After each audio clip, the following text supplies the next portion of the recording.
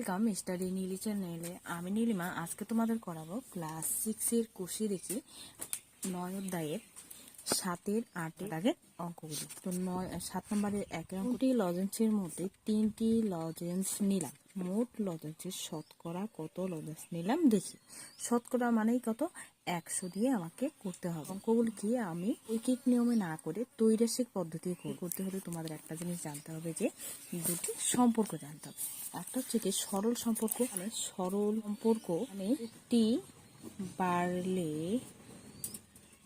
অপরটিও বাড়বে। একটা কলমের দাম যদি হয় 5 টাকা, দুটি কলমের দাম কত হবে? 10 টাকা। দেখো, একটি কলমের দাম 5 টাকা একটি ছিল যখন, তখন দাম ছিল কত? 5 টাকা। যখন একটি জায়গায় দুটি কলম নিয়ে নিলে তখন কিন্তু হয়ে গেলে 10 টাকা। মানে তোমার কলমের সংখ্যাও বাড়ছে এদিকে, কিন্তু আবার দাম সংখ্যাও বাড়ছে। এটাকে বলা হচ্ছে কিন্তু সরল সম্পর্ক। আর ব্যস্ত সম্পর্ক মানে যদি একটি বাড়ে অপরটি কমলে অপরটি পারে, সেটা হচ্ছে ব্যস্ত সম্পর্ক। 15টি লজেন্সের মধ্যে 3টি লজেন্স নিলাম, মোট লজেন্স কত ছিল? 15টি, তার থেকে নিচে সে কত? 3টি নিয়েছে। মোট লজেন্সের সংখ্যা ব্র্যাকেটে টি, নেওয়া লজেন্সের সংখ্যা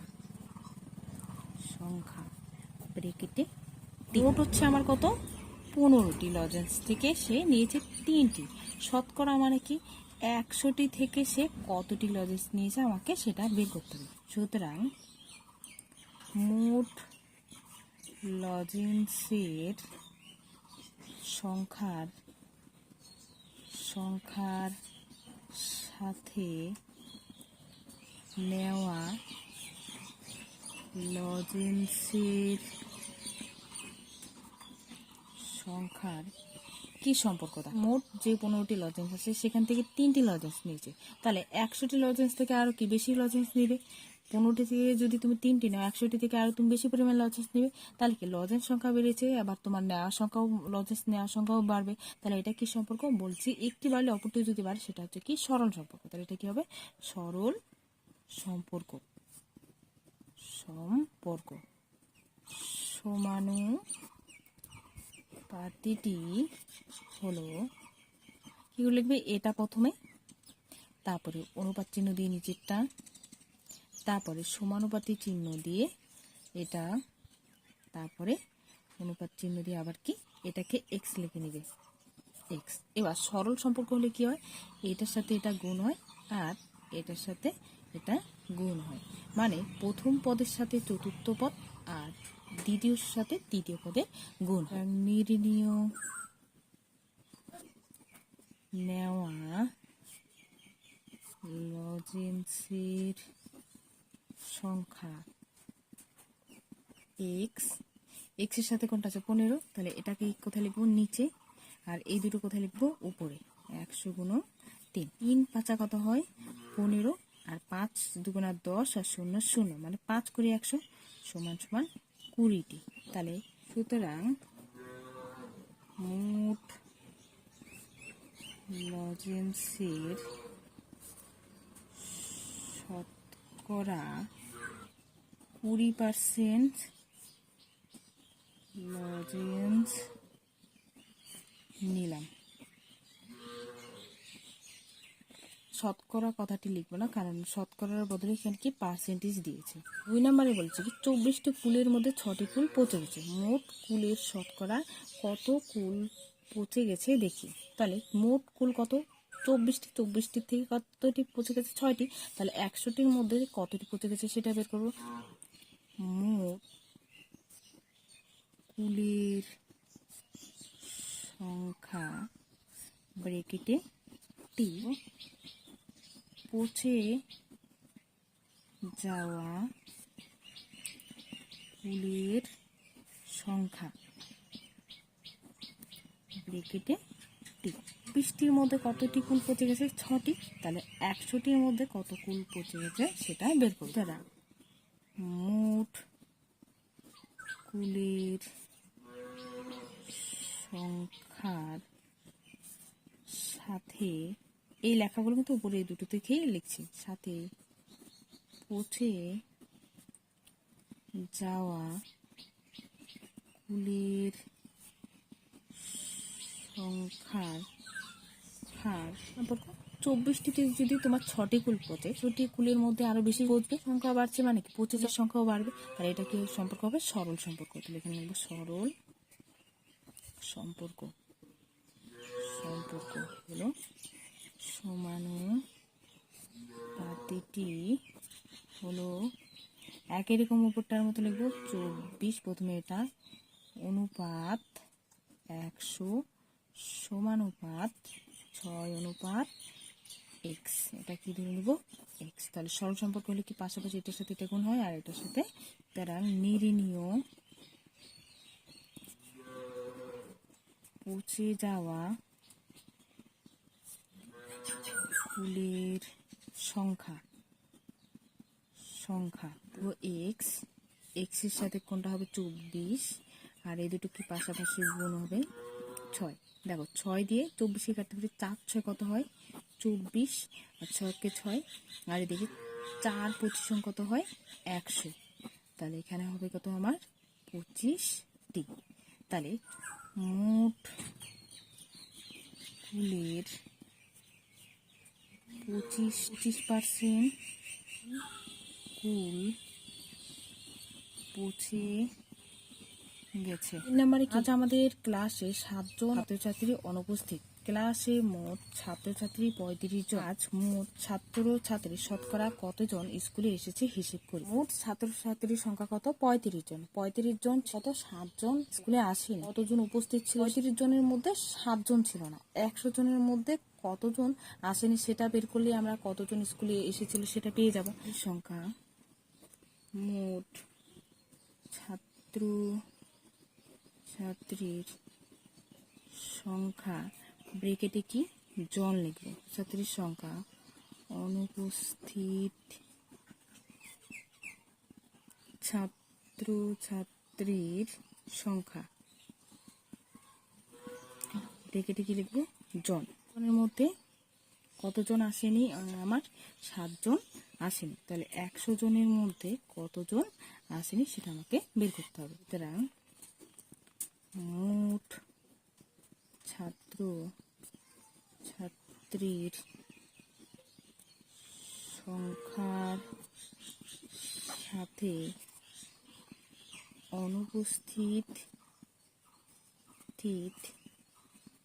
ছাত্রছাত্রীর সংখ্যার 35 জনের মধ্যে যদি 7 জন না আসে তাহলে 100 জনের মধ্যে নিশ্চয়ই আরো 20 জন স্কুলে আসবে না। তাহলে এটা কি সংখ্যাও বেড়েছে, অনুপস্থিতির সংখ্যাও কি বাড়বে। তাহলে সম্পর্ক সরল সম্পর্ক বলতে কি সমানুপাতিটি হলো এরকম করে লিখে নিয়েছি। মানে কি করছিলাম আমরা? কোনাকুনি সরল সম্পর্কে কোনাকুনি গুণ করছিলাম। তো আর এই কথাটা আমরা বারবার লিখছি না, এটা প্রথমে পারবে না দেখি এরকম করে করিয়ে দিয়েছি। মানে সরল সম্পর্ক হলে আমাদের কি হবে? কোনাকুনি গুণ হবে। নির্ণীয় অনুপস্থিত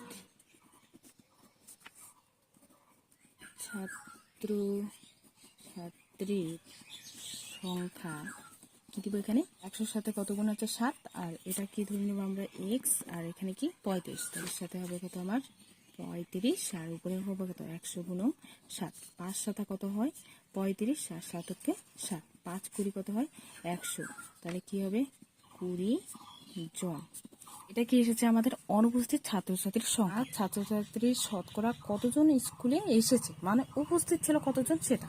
তাহলে যদি আমার 20 জন, 100 জনের মধ্যে 20 জন মোট ছাত্রছাত্রীর সংখ্যা পার্সেন্টেজ মানে 100 জনের মধ্যে যদি 20 জন না আসে তাহলে কি 20 থেকে আমি 100 জন থেকে 20 জন বিয়োগ করলে পেয়ে যাব। সুতরাং আজ মোট ছাত্রছাত্রীর কত পার্সেন্ট? 100 থেকে আমি কি করব? 20 বিয়োগ করব সমান সমান 80% স্কুলে এসেছে। নাম্বার দেখো 55 মিটার লম্বা বাসের 11 মিটার কাদা ও জলের নিচে আছে। বাসটি শতকরা কত কাদা ও জলের উপরে আছে হিসেব করি। মানে এইটা যদি ধরো বাস, এইটা হচ্ছে কি, যদি ধরো আমার বাস, তাহলে এই বাসের হচ্ছে কি এতটুক ধরো কাদা আর জলের মধ্যে আছে, এতটুক কি কাদা আর জলের মধ্যে আছে। তাহলে এই টোটাল বাসটার দৈর্ঘ্য আমার কত দেওয়া আছে?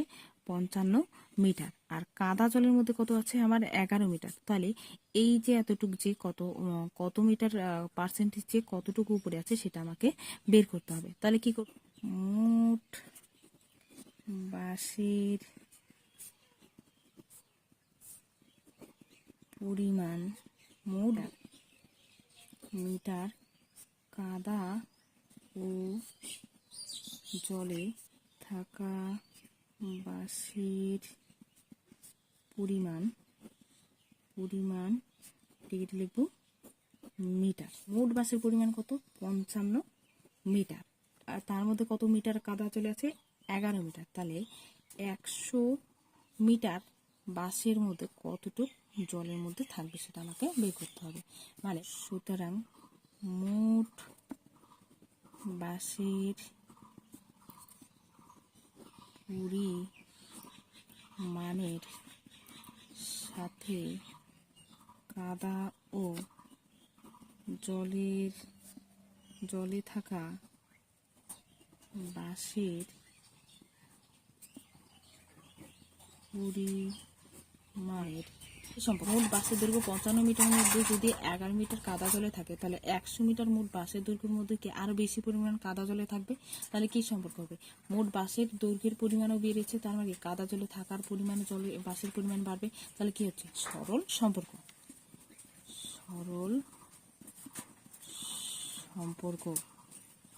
সুতরাং নির্ণীয় কাদা ও জলে থাকা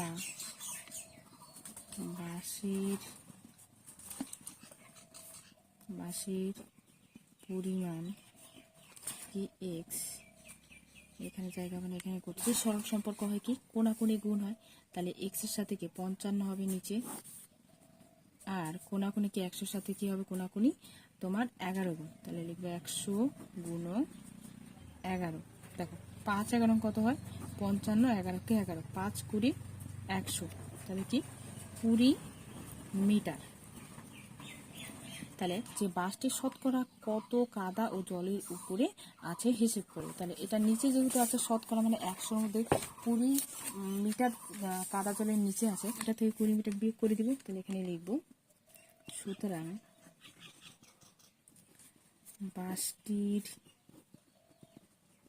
কাদা ও জলের নিচে টোটাল হচ্ছে কত? আমার 100। 100 থেকে আমি কি সম্পূর্ণ বাসের মান কত হচ্ছে? 100। 100 থেকে আমি 20 বিয়োগ করবো। তাহলে 20 বিয়োগ করলে আসছে কত? আমার 80। 0 থেকে 0 আর 8, 10 থেকে 2 গেলে কত? 8, 80%। মানে আমাদের চ্যাটার্জিপাড়ার লাইব্রেরিতে 21টি গল্পের বই আছে। যত গল্পের বই আছে তার 30% গল্পের বই আরও কেনা হলো। হিসেব করে দেখি আরও কতগুলি বই কেনা হলো।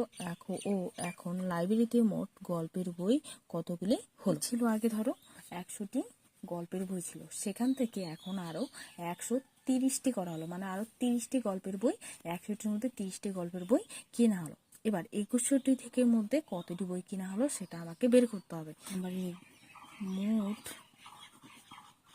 গল্পের বইয়ের সংখ্যা ব্রেকেটে টি, কেনা বইয়ের সংখ্যা ব্রেকেটে টি। পার্সেন্ট মানে কত? 100টি আগে মোট গল্পের বই ছিল 100টি, সেখান থেকে আরও আমার 30টি বই কেনা হয়েছে। 100 মানে মোট বই ছিল 100টি, সেখানে আরও 30টি বই পরে কেনা হয়েছে। এবার বলছি 21টি যে বই আছে তার মধ্যে কতটি বই কেনা হয়েছে সেটা আমাকে বের করতে হবে। তাহলে এখানে লিখব সুতরাং মোট গল্পের বইয়ের সংখ্যা সংখ্যার সাথে কেনা বইয়ের সংখ্যা, দেখো 100টির মধ্যে 30টি বই কিনে, তাহলে 21টি বই, আমার মোট বই বেড়েছে 21টি, তাহলে 21টি থেকে কি সে আরো বেশি পরিমাণে বই কিনবে, তাহলে এটা কি সম্পর্ক হবে? বইয়ের পরিমাণ বেড়েছে, মোট বইয়ের পরিমাণ, তাহলে কিনা পরিমাণও বাড়বে, তাহলে কি হবে? আর সরল সম্পর্ক, সরল সম্পর্ক নির্ণয় কেনা বইয়ের সংখ্যা, তাহলে এটা কি ধরে নেব এক্স, তাহলে সরল সম্পর্ক হলে কি হয়? কোনাকুনি গুণ হয়, তাহলে এক্স এর সাথে কি আছে? এই দুই কোনাকুনি 100, তাহলে 100 হবে নিচে, আর এই কোনাকুনি গুণ করলে কত হবে? 2100 গুণন 30, তাহলে দেখো 0 0 কাটা যায়, এখানে 0 0 কাটা যায়, তাহলে দেখো 0-র সাথে 3 গুণ করলে কি 0, 3 ওকে 3, আর 3 দুগুণা 6, 630টি, আরও 630টি বই কেনা হলো ও এখন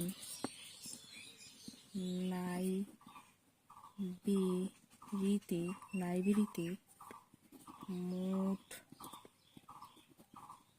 গল্পের বই 2100টি, সেখান থেকে এখন আবার 2100টি থেকে কিনেছে কত? আমার 630টি, আরো বেশি কিনেছে।